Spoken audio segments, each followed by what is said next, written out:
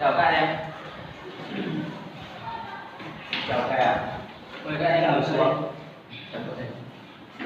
Ngày hôm nay các bạn đi học thì đúng không? Có ai?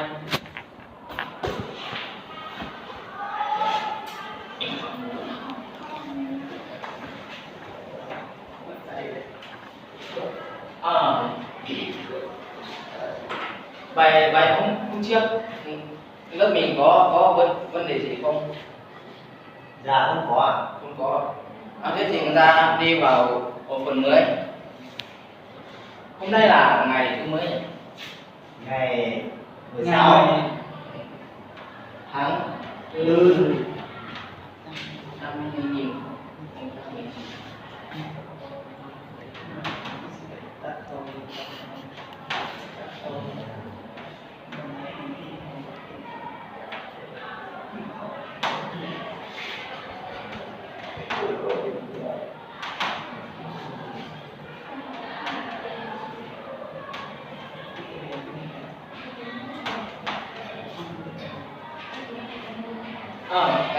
Ngày hôm nay người ta học sinh bài 30, nó tên là giảm phân. Bài này có hai vấn đề lớn. Thứ nhất là những diễn biến cơ sở giảm phân. Thứ hai là ý nghĩa của giảm phân. Thứ nhất là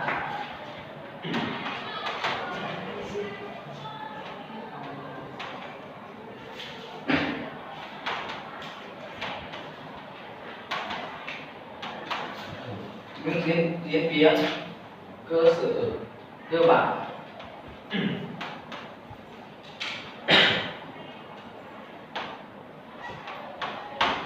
của giảm phân. Các em có ai biết không? Giảm phân là gì?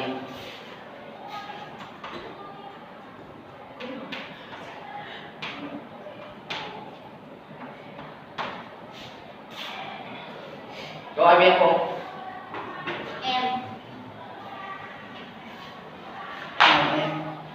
Giảm phân là chi thức phân bào diễn ra ở tế bào sinh dục chính. Đúng rồi các em trả lời chính xác. Mời các em ngồi xuống. Đúng rồi, giảm phân là hình thức phân bào diễn ra ở tế bào sinh dục chính. Trong đó gồm hai lần phân bào liên tiếp, nhưng nhân sắc thể chỉ nhân đôi có một lần chỉ trung gian.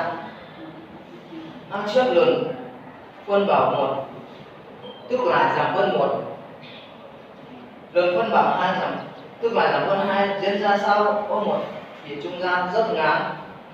Theo thì 30/1. Các hình ảnh này là hình ảnh của giảm phân. Giảm phân một là màu hồng này, giảm phân 2 là màu xanh này. Ý tiếp theo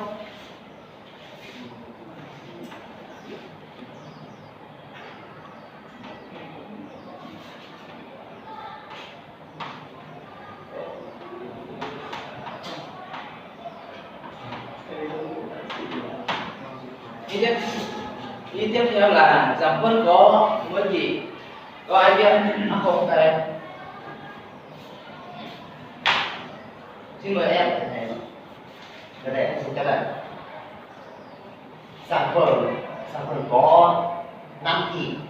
5 kỳ có những gì?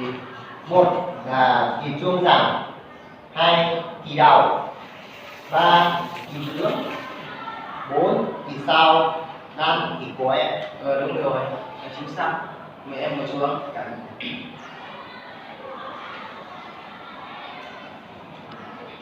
Các bạn trả lời đúng hết rồi. Phần tiếp theo là giảm phân 1.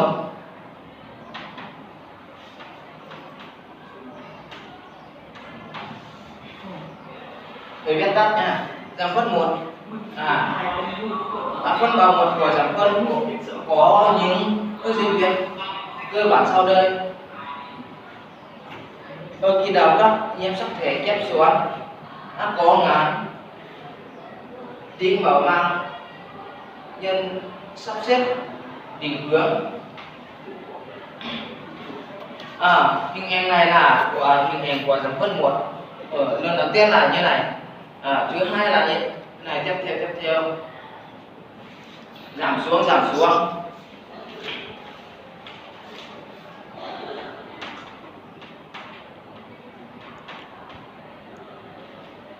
Câu tiếp theo của chúng ta là giảm phân 2.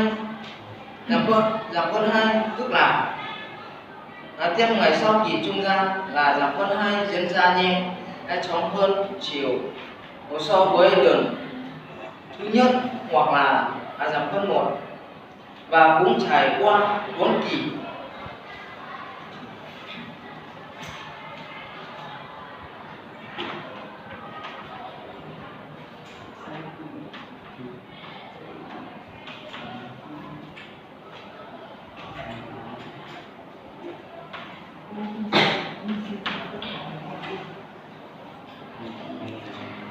Vấn đề tiếp theo của chúng ta là ý nghĩa của giảm phân. Đó là vấn đề lớn thứ hai của chúng ta.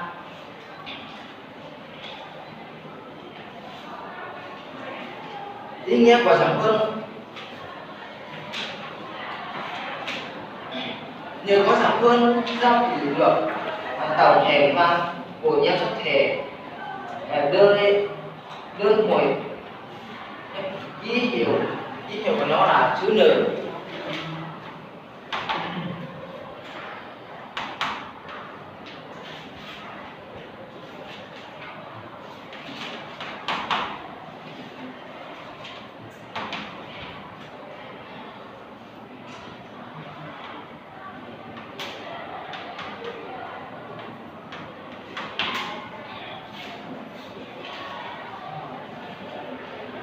Và qua thủ tim giữa giao tử được và cái vào bộ nhiễm sắc thể lương đổi hay n, lương đổi hoặc là hay n. Hay n nó là ký hiệu của dương đổi của nhiễm sắc thể.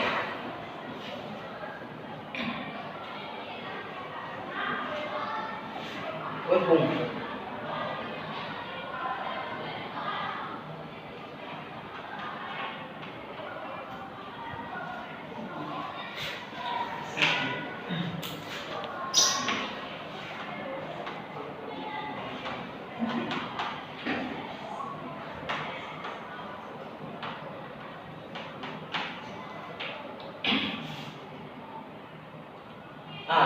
câu cuối cùng này các em phải lưu ý nha, phải nhớ kết quả của giảm phân.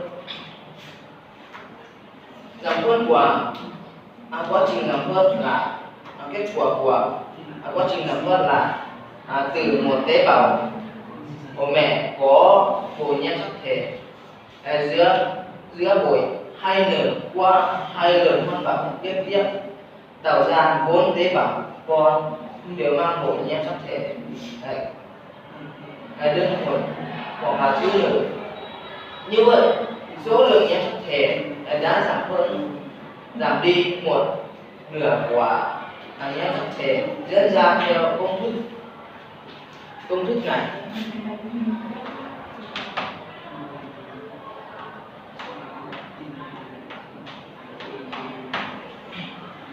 Đó là công thức của giảm phân.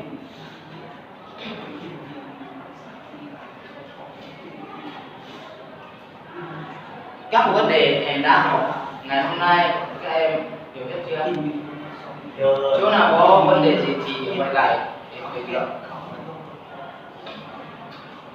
Nếu mà ta không có vấn đề cái gì cô thời em đã bài tập cho các em đi nghiên cứu ở nhà nhá. Bây giờ về nhà, thứ nhất là ghi vào vở nhá, là bạn so sánh giữa nhiễm sắc thể và nguyên tuần.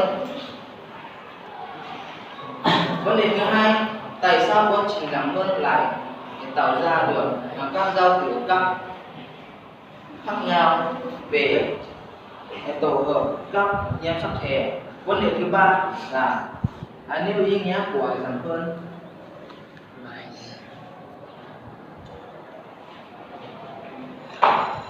Tiếp theo các em không có vấn đề gì thì về nhà nghiên cứu bài của thầy nha. Tiếp theo mời các em. Chúc em cảm ơn